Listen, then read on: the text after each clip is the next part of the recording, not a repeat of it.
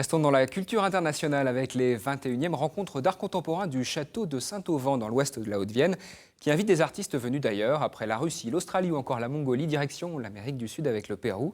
Cette année, 17 artistes péruviens exposent aux côtés des 33 artistes français. Alice Gobo avec Thomas Milon. Un lama au pays de la limousine, l'animal au pelage doré annonce le thème de l'exposition. C'est les chercheurs d'or.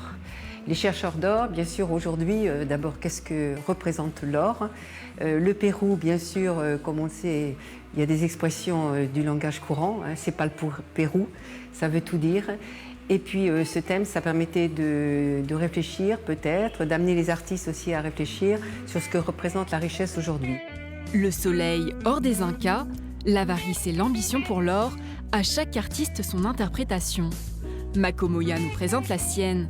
Originaire de Lima, capitale du Pérou, cet artiste peintre est arrivé en Limousin en 2012. Un tableau abstrait, derrière 5 cultures de granit, le métissage vaut de l'or. Et pour moi, le trésor de cette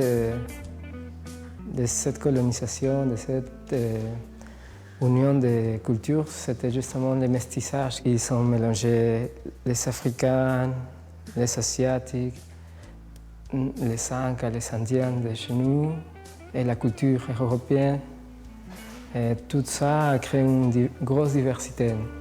2021 célébrera un bicentenaire, celui de la République du Pérou.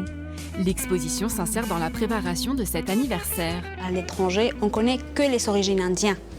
Non, les étrangers, ils connaissent très peu la culture moderne, artistique, les peintres contemporains, les danseurs, des écrivains péruviens. Ils ne sont pas tellement connus, donc c'est ça qu'on veut mettre en valeur.